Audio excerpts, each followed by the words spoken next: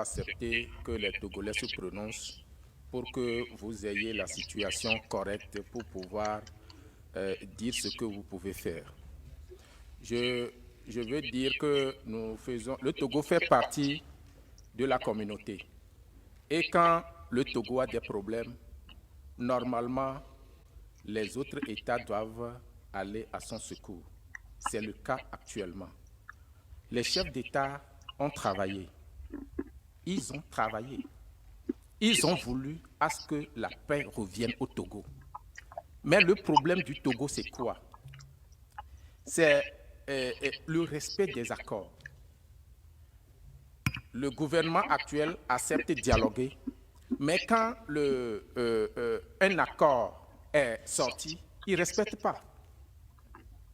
La feuille de route qui a été donnée, normalement, si elle est respectée aujourd'hui, on serait à un niveau acceptable où vous n'aurez plus à penser du Togo. On demande les réformes. Dans la feuille de route, quand on a parlé des réformes, au lendemain, c'est les élections pour le pouvoir en place. C'est les élections avec une CENI qui était composée normalement, qui devait être composée de 17 membres. Le pouvoir a choisi 13 et a laissé 4 à l'opposition. On a dit non.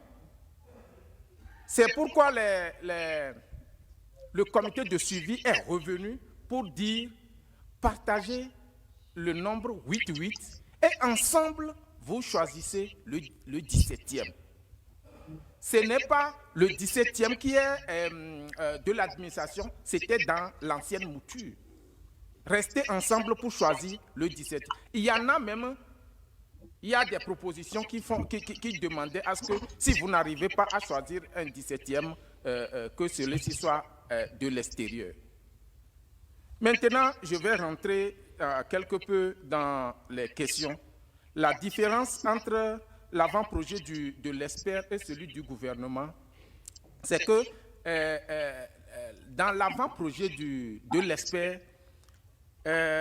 il a inscrit à un endroit de l'article 59, nul ne peut faire plus de 2 mandats, ce que le pouvoir ne veut pas entendre en aucun lieu ou en aucun moment.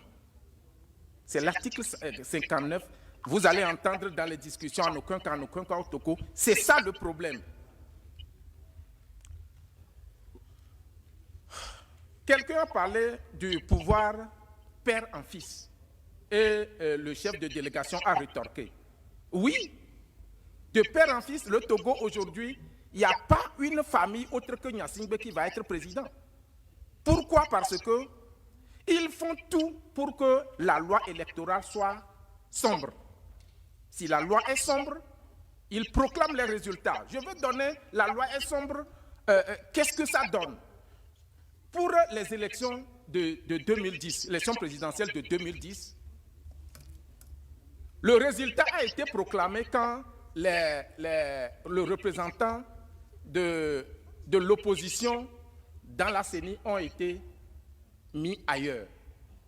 Maintenant que le résultat est proclamé, l'opposition qui a vu qu'il a gagné les élections a voulu porter le problème au niveau de la Cour constitutionnelle.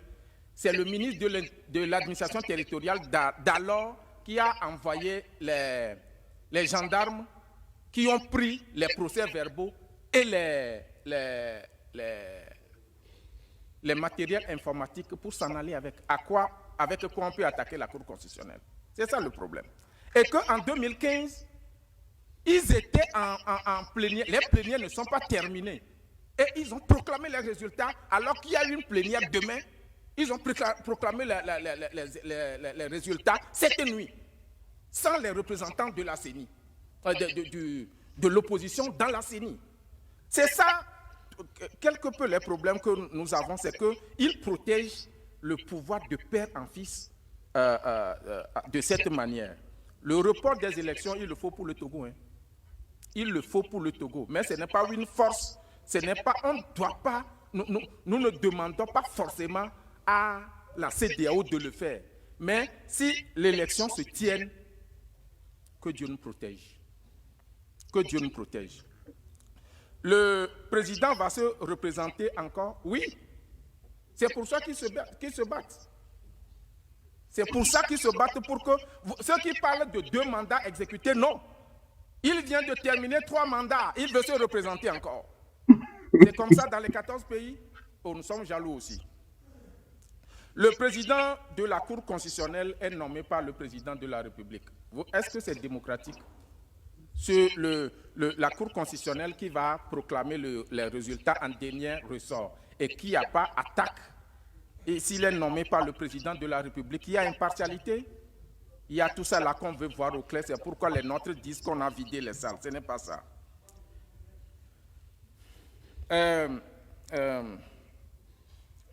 Actuellement, dans la CENI, si on va aux élections le 20 décembre, seuls les 9 représentants du pouvoir seront dans les CELI et dans les bureaux de vote.